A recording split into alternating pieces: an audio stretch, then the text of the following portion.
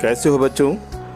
आज आप लोगों से मैं बहुत महत्वपूर्ण विषय पर चर्चा करने के लिए सामने आया हूँ और इस जो आज मैं आपसे बात करने जा रहा हूँ इसको बहुत ध्यान से सुने, क्योंकि इन बातों को अगर आप अपनाएंगे, इनका पालन करेंगे तो आप अपनी परीक्षाओं में अधिकतम अंक प्राप्त करने के लिए खुद को तैयार कर सकेंगे। एक शिक्षक होने के नाते अपना जो अनुभव है वो मैं आप लोगों के साथ बांट रहा हूँ। आप हर बात को बहुत ध्यान से सुनिए। मुझे मालूम है और आप भी जानते हैं, पूरे हमारे देश में कोविड महामारी की वजह से ऑनलाइन शिक्षा हो रही है और इस प्रकार पहली बार सभी स्कूली छात्रों की ऑनलाइन माध्यम से परीक्षाएं भी हो रही हैं। देखिए बच्चों, जो ऑफलाइन परीक्षाएं हमारी होती थी स्कूल में, उनका तरीका थोड़ा अलग था और जो अब ऑनलाइन परीक्षाएं होने लगी हैं ये एक अलग तरीका है। तो ये शिक्षकों के लिए भी नई बात है और आप सब विद्यार्थियों के लिए भी कुछ नई बातें हैं। धीरे धीरे आप और शिक्षक सब इससे यूज़ टू हो गए, यानी कि साथ साथ वो सीखते चले गए और आप भी इसके साथ में अपने आप को जोड़ते चले गए। और आजकल जो हमारा महीना चल रहा है अगस्त सितंबर तक और अक्टूबर भी इसमें शामिल है, इस दौरान ज़्यादातर असेसमेंट शुरू कर दिए गए हैं और इसमें जो तरीका है थोड़ा बदला हुआ है। और जैसा कि आप सभी जानते ही होंगे, इसमें कहीं पर बहुवैकल्पिक यानी मल्टीपल चॉइस क्वेश्चंस पूछे जा रहे हैं, कई जगह उसमें डिस्क्रिप्टिव यानी सब्जेक्टिव क्वेश्चंस भी हैं जहां पर आपको लिखना है और उत्तर अपलोड करने हैं। ये भी साथ साथ अपनाया जा रहा है क्योंकि ये ज़रूरी था। यदि सिर्फ MCQ ही दे दिया जाता तो परेशानी ये होती कि बच्चों की जो लिखने की आदत थी वो छूट जाती। हालांकि बहुत से अभिभावकों की ये चिंता है, वो बार बार ये प्रश्न उठाते हैं कि ये लिखित प्रश्न देने की क्या आवश्यकता थी। तो शिक्षक होने के नाते और जो स्कूल्स हैं उनको बेहतर पता होता है कि उनके बच्चों के लिए, उनके विद्यार्थियों के लिए कौन सा मेथड क्या ज़रूरी है। वो अपने बच्चों के भविष्य को भी ध्यान में रख करके अपनी योजनाएं बनाते हैं, सिर्फ वर्तमान को देख करके नहीं। यदि सिर्फ अभी मल्टीपल चॉइस क्वेश्चन ही दे दिए जाएंगे तो बच्चों की लिखने की आदत छूटती चली जाएगी और कभी ना कभी तो स्कूल तो खुलने ही हैं। जब स्कूल खुलेंगे तब बच्चों को लिखने की आदत नहीं रहेगी, फिर उस पर 6-7 महीने फिर काम करना पड़ेगा। इसलिए स्कूल्स ने ये तरीका निकाला कि दोनों में एक बैलेंस बनाया जाए, कुछ क्वेश्चन मल्टीपल चॉइस हो और कुछ उसमें लिखित प्रश्न भी हों। तो आज मैं उन्हीं विषयों पर चर्चा करने के लिए आपके साथ उपस्थित हुआ हूँ आपके सामने। आप इन मुख्य बिंदुओं को ध्यान से सुने और अपनी परीक्षा की तैयारी करें। मुझे उम्मीद है कि आप हर बात को ध्यान से सुनेंगे, समझेंगे और अपनी परीक्षाओं में अधिक अंक प्राप्त करने में सक्षम बनेंगे। तो शुरू करते हैं। ऑनलाइन परीक्षा की कुछ ज़रूरी बातें जैसा कि आप स्क्रीन पर देख रहे हैं। परीक्षा से पहले हम क्या करें, यानी कि आपको डेट शीट मिल गई और अब आपको करना क्या है कि परीक्षा किस विषय की परीक्षा कब है आपको पता चल गया। तो सबसे पहले आपको जो डेट शीट है, कोशिश करें अगर आप प्रिंट आउट निकाल सकते हैं तो निकाल लें। यदि आप ये प्रिंट आउट निकालना संभव नहीं है डेट शीट का, तो आप हाथ से लिख करके भी उसको जहाँ पर भी आपका पढ़ने का कमरा होता है वहाँ पर आप उसको लगा सकते हैं, ताकि आपको पता रहे कि कब कौन सी परीक्षा है। इसके लिए बार बार आपको कंप्यूटर, लैपटॉप या डेस्कटॉप, मोबाइल खोलने की आवश्यकता ना पड़े। तो पहला कदम तो ये हो गया। अब आप जब तैयारी कर रहे होते हैं तब आपको क्या करना है, परीक्षा की पुस्तक में महत्वपूर्ण शब्दों और वाक्यों को रेखांकित करें। जब भी आप किसी भी विषय की आप परीक्षा दे रहे हैं, स्पेशली अगर हम बात करें मैथ्स की, तो मैथ्स में तो आपको प्रैक्टिस करनी ही करनी है, लेकिन अदर सब्जेक्ट की अगर मैं बात करूं तो उसमें आपको, क्योंकि अब परीक्षा का स्वरूप बदल गया है, अब आपको उसमें मल्टीपल चॉइस क्वेश्चन होने के कारण आपको हर छोटी छोटी बातों पर ध्यान देने की ज़रूरत है। पहले आप पूरा पैराग्राफ समझते थे और अपने शब्दों में लिख देते थे, लेकिन अब ऐसा नहीं है। अब आपको छोटी छोटी बातों को ध्यान रखना पड़ेगा। तो क्या करना है, आपने पुस्तक खोली और उस पुस्तक में कुछ इंपॉर्टेंट सेंटेंसेस हैं यानी वाक्य हैं, शब्द हैं, आप उनको हाईलाइट कीजिए, अंडरलाइन कीजिए ताकि आप उनको याद कर सकें। हाँ, इसको थोड़ा रोचक बनाने के लिए आप अपनी पसंदीदा जो आपका रंग है, नीला नीला, पीला, गुलाबी, जो भी उस स्केच पेन से या हाइलाइटर से आप उसको हाईलाइट कर दें। स्केच पेन से अंडरलाइन कर सकते हैं, पेंसिल से भी अंडरलाइन कर सकते हैं, जैसा आपको उचित लगे आप ऐसा ज़रूर करें। इससे होगा क्या, जो मल्टीपल चॉइस क्वेश्चंस हैं वो आपको आसानी से करने में मदद मिलेगी। जैसे आप परीक्षा में प्रश्न पत्र खोलेंगे, आपके दिमाग में ये जो आपने अंडरलाइन किया था पेज, ये पूरे दिमाग में बन जाएगा और आप उत्तर उसमें से छांट कर आराम से लिख लेंगे। हम बच्चों, हमारा जो दिमाग है बहुत तेज़ होता है, हमें उसका अंदाज़ा नहीं लगता कि हमारा दिमाग कितना तेज़ है। इसकी तेज़ी का पता आपको तब चलता है जब आप परीक्षा दे रहे होते हैं और दिमाग आपकी सारी जानकारी में से परीक्षा के लिए जो ज़रूरी जानकारी है उसमें से ढूंढ कर निकाल लेता है। तो आप इस तरह से तैयारी करें। पहला बिंदु आपको मैंने बताया।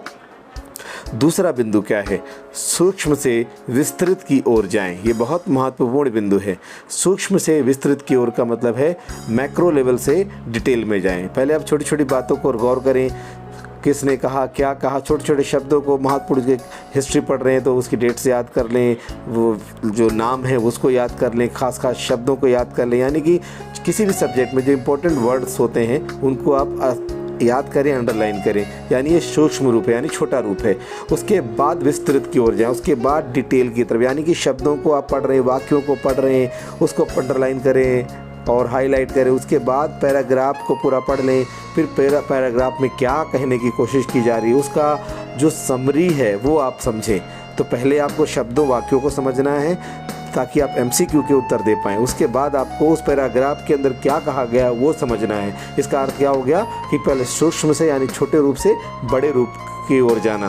तो इसके लिए हमने लिखा है सूक्ष्म से विस्तार की ओर आप जाएं। यदि आप अच्छे अंक प्राप्त करना चाहते हैं, सिर्फ उस तरह से काम नहीं चलेगा कि आपने सोचा कि एक बार हमने पढ़ लिया तो आपको समझ में आ जाएगा। ये जो तरीके अगर आप अपनाएंगे नहीं तो आपके अंक कट जाएंगे और आपको क्योंकि बहुत से बच्चों को ये गलतफहमी होती है कि MCQ ही तो है, आसानी से हो जाएगा। जी नहीं, MCQ इतने आसान नहीं होते हैं। कई बार बहुत से प्रश्नों के जो उत्तर हैं यानी जो विकल्प हैं, ऑप्शंस हैं, इतने सिमिलर होते हैं कि आपको उसमें सही उत्तर ढूंढना बहुत मुश्किल हो जाता है। ऐसे समय में जब आपने अच्छे से तैयारी नहीं की होगी तो आप गलत उत्तर को भी सही मान बैठेंगे। देखिए, कई बार लिखा होता है इनमें से कौन सा सही है, इनमें से कौन सा गलत है, इनमें से कौन सा समान है, इनमें से कौन सा असमान है। बहुत सारे तरीके कॉम्बिनेशंस हो सकते हैं। तो आप ये मत समझिए कि इतना आसान है। आपको पता है बड़े बड़े जो एग्ज़ाम्स होते हैं, नीट के ले लो, IITs के ले लो, UPSC के बड़े बड़े एग्ज़ाम्स हैं, वो भी मल्टीपल चॉइस के आधार पर ही तो होते हैं। तो अगर वो इतने आसान होते तो हर कोई पास हो जाता। तो इतना इसको ईजी मत समझिए ऑनलाइन एग्ज़ाम को, और अच्छी तरह से तैयारी कीजिए जो आपको बताया जा रहा है। लिखित प्रश्नों के लिए नोट्स ज़रूर बनाएं। कई उसमें प्रश्न ऐसे आते हैं जिनको आपको अपलोड करना होता है। हर जगह बहुत से स्कूल्स में ऑप्शन शुरू हो चुका है। ऐसे प्रश्नों को आप सिर्फ उस तरह से नहीं कि आपने बुक पढ़ ली और आप कर लेंगे, जी नहीं। आपको ऐसे प्रश्नों के उत्तर लिखने पड़ेंगे। इंपॉर्टेंट पॉइंट्स निकालिए, उसके नोट्स बनाइए। अगर मैं हिंदी की बात करूं तो हिंदी से संबंधित इसमें बहुत से वीडियोस आपको मिलेंगे। क्लास 6 to 10 तक CBSE बोर्ड की जो हिंदी है उसमें आपको बहुत से जो मुख्य बिंदु शुरू में बताए जाते हैं। इसमें एक हम मेथड यूज़ करते हैं SCM, story, characters and message. इसमें आप इसके जो मुख्य बिंदु हैं उसका आप विस्तार करें, उसको डिटेल में समझें, लिखेंगे तो आपको सारे मुख्य बिंदु अच्छी तरह से समझ आ जाएंगे। उससे होगा क्या कि जब आपके पास प्रश्न आएगा तो इन मुख्य बिंदुओं को ही आप उत्तर के रूप में लिखने में सक्षम बन जाएंगे। तो ये आपको मैंने बता दिया। लिखित आप अगर नोट्स नहीं तैयार करेंगे तो आपके लिए समस्या होने ही वाली है।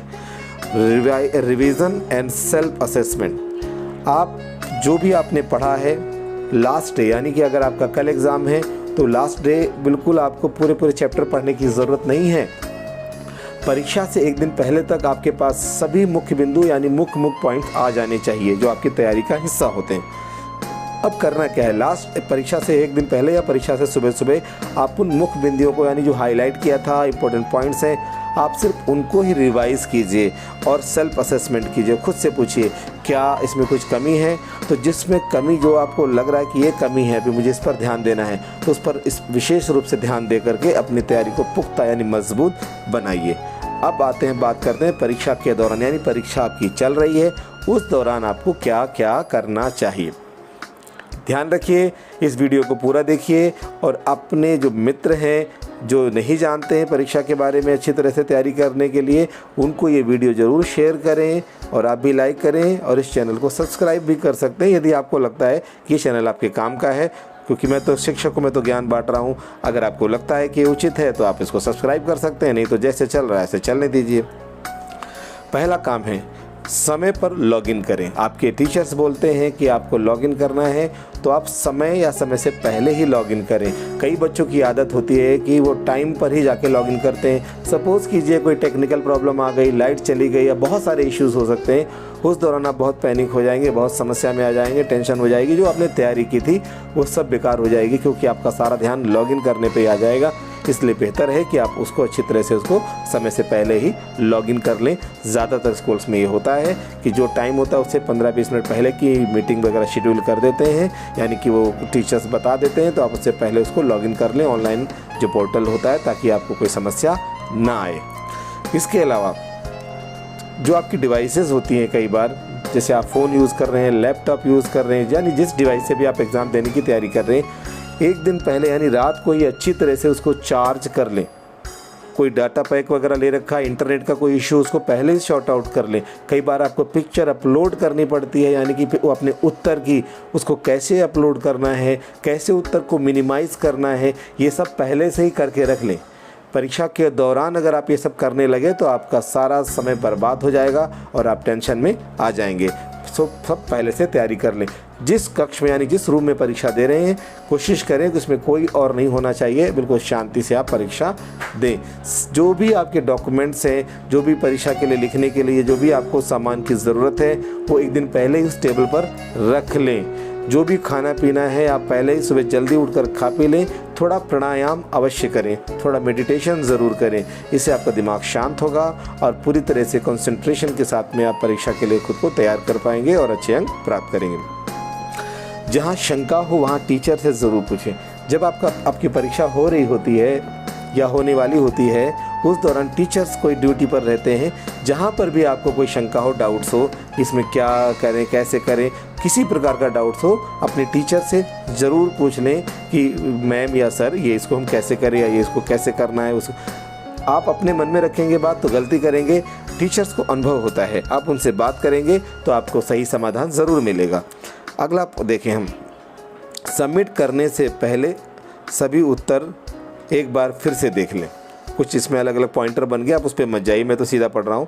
सबमिट करने से पहले सभी उत्तर एक बार फिर से देख लें, यानी कि जो भी उत्तर आप फाइनल कर चुके हैं, आपको लगता है कि आपने MCQs के, आपने सब्जेक्टिव के यानी जो लिखित उत्तर थे सब कुछ कर चुके हैं और आपको कई बच्चों को बहुत जल्दी होती है कि हम अपलोड कर दें, जैसे लगता है कि उन्हें कोई गोल्ड मेडल मिलने वाला है। अगर 2.5 घंटे का 2 घंटे का टाइम दिया गया है, उनको वो 1 घंटे में कहेंगे हाँ जी हम अपलोड करना चाहते हैं मैम, हाँ जी सर मैं अपलोड कर दूँ। बेटा इससे कुछ मिलने वाला नहीं है, आप टाइम पर ही अपलोड करें, ध्यान से। बहुत एक्साइटेड होकर के कई बार हम गलती कर देते हैं, तो आप ध्यान से देखें कि क्या आपने सही उत्तर लिखे हैं, क्या आपने सही उत्तर टिक किए हैं। MCQ देखिए, उसके बाद में जो डिस्क्रिप्टिव वो भी ध्यान से देखिए, समझिए। उसके बाद जब 2-4 बार आप श्योर हो जाएं तो जब परीक्षा समाप्त होने वाली है उससे पहले 5-10 मिनट पहले आप अगर सबमिट कर देंगे कोई प्रॉब्लम नहीं है। पहले ज़्यादा कहते ना जल्दी का काम शैतान का, बहुत जल्दी करेंगे तो बाद में कहें ओह सॉरी ये तो मैंने टिक ही नहीं किया था, ओह सॉरी मैंने तो ये अपलोड ही नहीं किया था, ओह सॉरी मैंने तो ये गलत लिख दिया था। बहुत सारी जो चीज़ें सॉरी बाद में जो आप पछतावा करोगे, इससे बेहतर है कि आप ध्यान से पढ़ के समझ के रिवाइज़ करके ही आप फाइनली सबमिट करें। समय ख़त्म होने से पहले सबमिट कर दें। बहुत से बच्चों की आदत होती है सोचते कर देंगे, अभी तो समय है। जैसा कि मैंने बताया ये ऑफलाइन परीक्षाएं नहीं हैं जहां पर टीचर्स इन्विजिलेटर आपके सामने खड़े हैं और आपके फटाफट आपसे आंसर शीट ले लेंगे। ये ऑनलाइन एग्ज़ाम है। ऑनलाइन एग्ज़ाम में टाइम की एक शेड्यूल फिक्स होता है कि 3 घंटे का, 2.5 घंटे का। उसके बाद वो जो आप एग्ज़ाम दे रहे हैं, वो जो फॉर्म आपके सामने ओपन है, क्वेश्चन पेपर ओपन है, वो ऑफलाइन हो जाएगा, यानी वो क्लोज भी हो जाएगा, बंद हो जाएगा। उसके बाद आपके आंसर्स को एक्सेप्ट नहीं करेगा। और यह हो सकता है कोई टेक्निकल इशू अचानक आपके पास आ जाए और आप सबमिट ना कर पाएँ, तो बेहतर होगा कि जो भी आपको टाइम दिया गया है उसे 5-10 मिनट पहले ही आप संभव हो तो आप उसको सबमिट कर दें, जिससे कि कोई गलती ना रह जाए। तो ये बहुत ज़रूरी पॉइंट आपको मैंने बताया। उत्तर अपलोड करने के बाद चेक ज़रूर करें कि क्या सही फाइल ही अपलोड हुई है। कई बच्चे क्या कर रहे हैं ऑनलाइन एग्ज़ाम्स में, फ़ाइल फटाफट अपलोड कर देते हैं और फाइनल अपलोड देखा आ गई फाइल, फिर सबमिट का बटन दबा दिया, ओके। जब वो टीचर्स चेक करते हैं उत्तर, तब उनको पता चलता है कि ये फाइल तो गलत है, ये फाइल तो ब्लैंक फाइल है। तो इसका समाधान क्या है? इसका समाधान आपको मैं बहुत ज़रूरी टिप्स यहाँ पर दे रहा हूँ। ये बहुत ज़रूरी बिंदु हैं आप सभी के लिए। आप इस वीडियो को अधिक से अधिक लोगों तक पहुँचा दें, जिससे उनको गलती ना करें। इसमें सबसे ज़रूरी समाधान ये है कि आप जिस भी डिवाइस से उत्तर अपलोड करते हैं, तो जाहिर सी बात है कि आप पहले पिक्चर को क्लिक करते हैं, फिर उसको या तो PDF में कन्वर्ट करते हैं, या कई बच्चे डायरेक्ट ही वो इमेज ही अपलोड कर देते हैं। तो कुछ बातें ध्यान रखनी। इमेज जो आपकी वीडियो सेटिंग है जिससे आप पिक्चर क्लिक कर रहे हैं, वो HD फॉर्मेट में नहीं होनी चाहिए। HD फॉर्मेट में उसकी MBs बढ़ जाएंगी। यानी कि हर हाल में ये आपको तरीका अपनाना है कि जो भी आप इमेज क्लिक कर रहे हैं अपने उत्तर की, उसका फाइल साइज़ छोटा हो, मिनिमम रखना है आपको, ताकि अपलोड करने में समस्या ना आए। ठीक है। उसके बाद जहाँ भी वो फाइल सेव हो रही है आपकी डिवाइस में, उस डिवाइस में दूसरी फाइल को कोशिश करें हटा दें। दुनिया भर की फाइल होती हैं अननेसेसरीली, वो हटा दो एग्ज़ाम के दौरान। नहीं मतलब उसमें सिर्फ और सिर्फ वही फाइल होनी चाहिए जो आपको उत्तर अपलोड करना है, ताकि गलती ना हो। गलती बहुत बच्चों से हो रही है, ये मत सोचना कि आपसे गलती नहीं होगी। अच्छे अच्छे बच्चे गलती कर रहे हैं, बाद में वो रोने लगते हैं कि हमने तो सही उत्तर अपलोड किया था।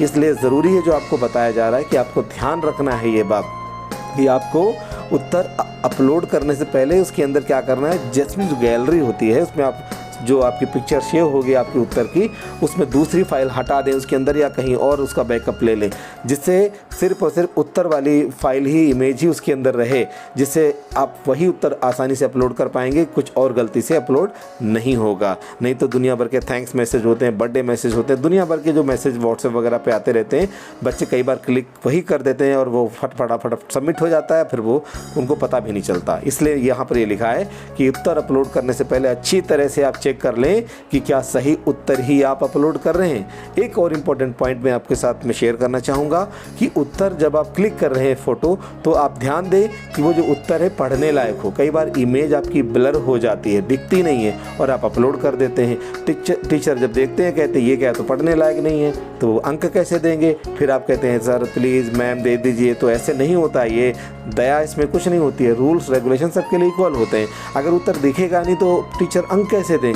तो आपको ध्यान देना है कि जो भी ये पिक्चर आप अपलोड कर रहे हैं वो बिल्कुल क्लियरली दिख रही हो, साफ साफ, तभी तो उत्तर वो उसके अंक दे पाएंगे। ठीक है। तो ये सारे महत्वपूर्ण बिंदु मैंने आपके सामने आज डिस्कस किए। मुझे उम्मीद है कि अच्छी तरह से आप बात को समझ गए होंगे। अब इन बातों को लागू कीजिए और देखिए आपको अधिक से अधिक अंक अवश्य ही प्राप्त होंगे। कक्षा 6ठी से लेकर 10वीं तक की NCERT हिंदी की सभी जानकारी, सभी पाठों के विस्तार से इसमें वीडियो अवेलेबल हैं। इस चैनल पर जाइए, और इस चैनल का नाम है NCERT हिंदी बाय कुमार 078। आपको इस चैनल का नाम अभी मैं इस वीडियो पर पेस्ट करूँगा तो आपको दिख जाएगा, कोई इश्यू नहीं है। आप डायरेक्ट भी जा सकते हैं, इस वीडियो को शेयर कर सकते हैं। और मैं ये चाहता हूँ चैनल पे जाइए और वीडियो को देखिए। अलग अलग जो हिंदी से संबंधित वीडियो हैं, व्याकरण से संबंधित वीडियो हैं, लाइफ स्किल से संबंधित वीडियो, यानी कि जो मेरे 12 वर्षों के शिक्षण का जो निचोड़ है, पूरा जो अनुभव है, वो मैंने बच्चों के साथ में शेयर करने की कोशिश की है। मुझे उम्मीद है आप उसका लाभ उठाएँ, क्योंकि जो ज्ञान है वो बांटने से बढ़ता है, मैं तो यही मानकर चलता हूँ। इसलिए आप भी इस ज्ञान को अपने तक ना रखें, अपने मित्रों के साथ में इस ज्ञान को अधिक से अधिक लोगों तक शेयर अवश्य करें। तो आज के लिए बस इतना ही। जुड़े रहिए इस चैनल के साथ में, और इस वीडियो को लाइक करें, शेयर करें, और इस चैनल को सब्सक्राइब करना ना भूलें। यदि ये चैनल आपको आपके काम का लगता है तो धन्यवाद।